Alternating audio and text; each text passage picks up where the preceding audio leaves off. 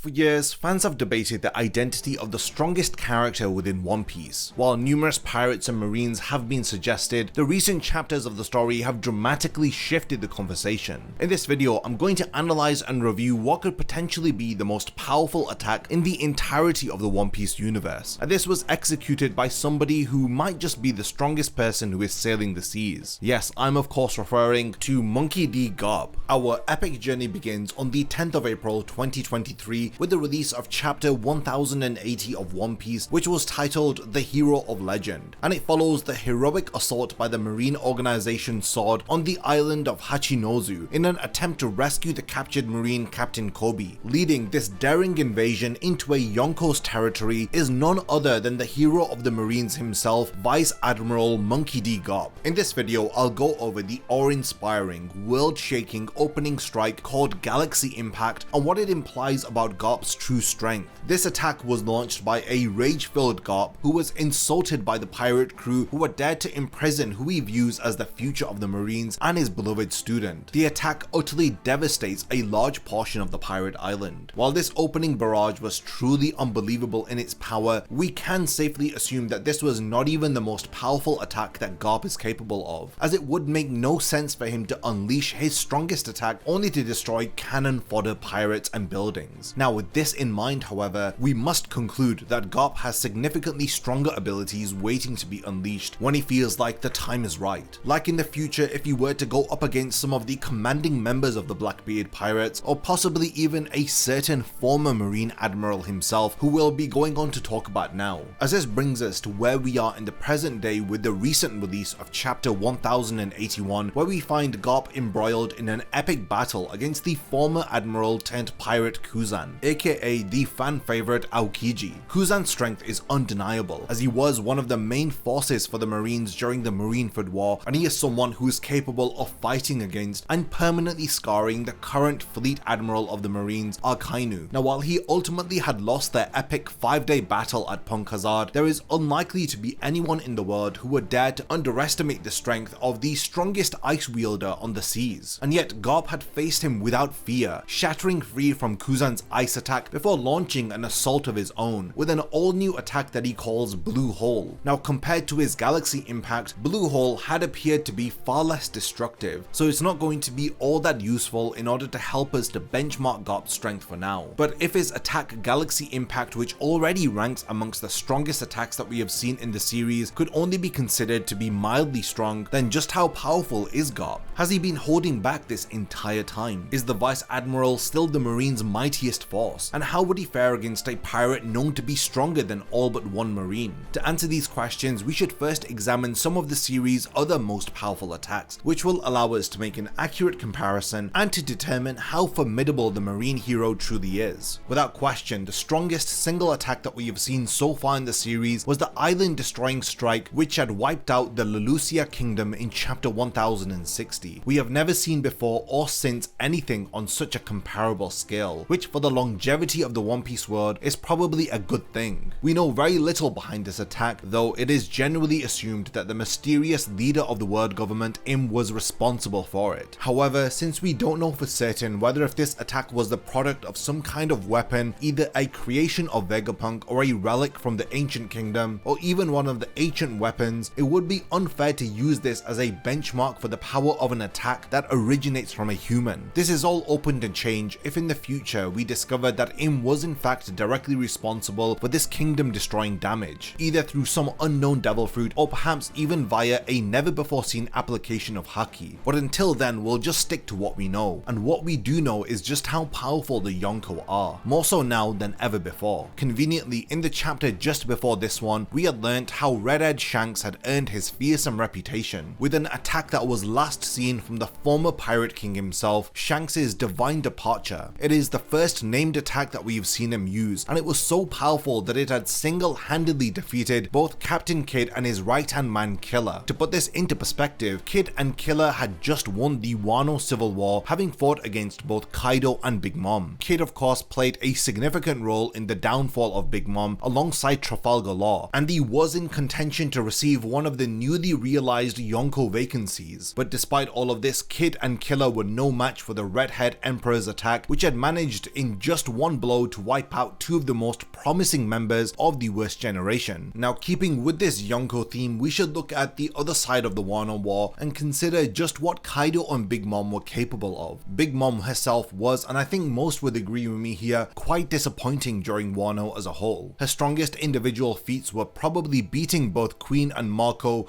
with next to no difficulty, but as for strong attacks, she really didn't show a whole lot. Her combined attacks with Kaido were extremely strong, and that is undeniable, but since Zoro managed to block one single-handedly, albeit with great struggle and receiving extreme damage, it can't be considered as one of the strongest attacks in the series. Kaido, on the other hand, was different. He had displayed many remarkable attacks throughout the Wano arc, including his Divine Thunder attack, which defeated Luffy both at the beginning and end of Wano. We should assume that his strongest attack was the final one against Gear 5 before his eventual defeat, called Rising Dragon Blazing Bagua. It was supposedly powerful enough to vaporize Luffy's fist before he could even reach him. Now, if directed at the environment, this attack's damage would likely be on par with, or if not greater than, Garp's Galaxy Impact. Now, moving on to the two remaining Yonko who actually matter, let's start with Blackbeard, and his strongest attack so far is the Gura Gura no Mi, so we might as well scale it off Whitebeard, whose fruit usage was far more impressive. Whitebeard was regarded as the strongest man in the world, and that was a title that he had certainly earned, with his starting attack at Marineford summoning a pair of tsunamis that without Kuzan's intervention would have decimated the entirety of the Citadel. He eventually managed this feat regardless, though we must consider the fact that this was entirely a product of his Devil Fruit, and as Kaido so prudently explained, only Haki can conquer the seas. Similar to Kaido, Luffy's strongest attack shown so far in the series was likely the finishing blow that he had used against Kaido, his Bajrang gun. This attack was capable of finally defeating the strongest creature in the world, utilizing a Gear 5th Haki infused punch with a fist the size of an island. Despite the significant damage that Kaido had already received by that point, it is undisputable that this was by far the strongest attack that Luffy has ever dealt in the series, and considering his standing in the One Piece world at present, there are unlikely to be many attacks that could hope to match up to it. While most of these attacks mentioned are undoubtedly more impressive than Garp's Galaxy Impact, either through what they have achieved or their sheer scale, it should be remembered that all of these could be considered their user's ultimate attack, while as we have discussed earlier, Garp's Galaxy Impact was not his ultimate attack. A attack, however, will only be as strong as the one who deals it, which means that we need to see how well Garp matches up to the strongest powers in the world based on what we have seen in the series, and we'll start with his fellow Marine members. Now, it would be impossible not to mention his current epic battle against the former admiral turned pirate and Garp's first student Kuzan. While the fight is only in its infancy, Garp has so far been shown to have gained the upper hand, easily breaking free from Kuzan's ice prison before slamming the Logia user into the ground with his blue hole attack. But even beyond these recent fights, Garp's strength has long since been hinted at. His brutal blow against Marco, Whitebeard's second in command back during the Marineford War, immediately showcased to the audience just how much of a beast Garp has always been. And if that wasn't enough, the symbolism behind his decision to then take up the seat recently departed by the Admiral Akainu, declaring to all watching that while he was there no one would be making it to the execution platform, was clear for all to see. But if even that isn't enough, then the sheer terror and immediate action by Sengoku in order to prevent Garp from attacking Akainu following Ace's death should say plenty, as the fleet admiral was unlikely to act in such a way if he didn't have genuine belief that Garp was strong enough to single-handedly kill Akainu. But enough about the Marines. As we all know, the true test of strength within the One Piece world has always been from the pirates who roam the seas. Few people can claim to have faced off against many of the most fierce pirates. Garp had acquired the title of Hero of the Marines after facing off against Rox D. Zebek. Rox was known as the strongest pirate of his age, and he was the leader of a crew made up of those who would go on to become the strongest of the next generation. This would include Whitebeard, Kaido, Big Mom, and legendary pirates like Shiki and Captain John, all of whom had sailed under Rox. His reign of terror was ended by the combined might of the strongest Marine Monkey D. Garp and the strongest pirate Goldie Roger. Now, we don't know any of the details of this fight, nor do we know who had dealt the finishing blow, but what we do know is that these two had managed to face off against possibly the most powerful pirate crew of all time, and they had emerged victorious. Roger and Garp would go on to be viewed as equals, with Roger himself even commenting on the number of times that he and Garp had fought and nearly killed each other over the years. Now, if you consider that Roger was thought to be stronger stronger than both Kaido and Big Mom, with only Whitebeard matching him in strength, we can gather that these two were the only other people in the world capable of fighting equally with Garp.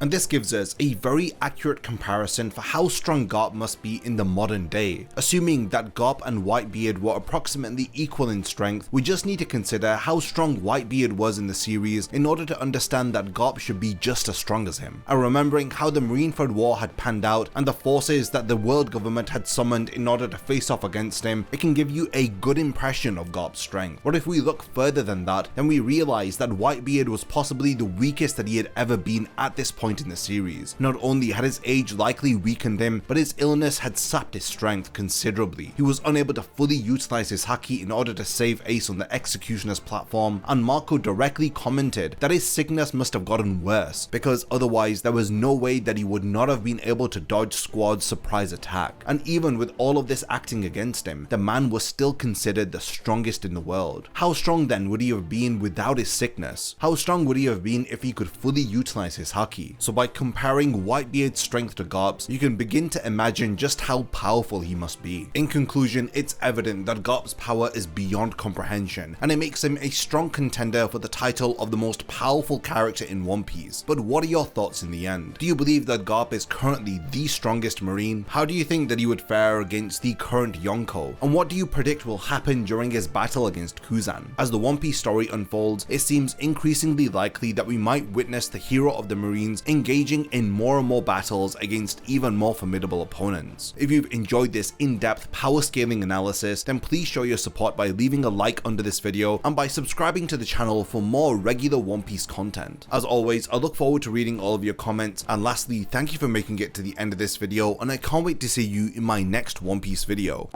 If you enjoy my content, then you can support my channel through Patreon for as little as $1 a month, or even through YouTube by becoming a channel member. You will gain access to exclusive channel perks and a Discord server which I frequently use. So become a member of my Zero Division and be the first to know about my upcoming videos. And once again, thank you for sticking around till the end of the video, and whatever you contribute will mean a lot to me.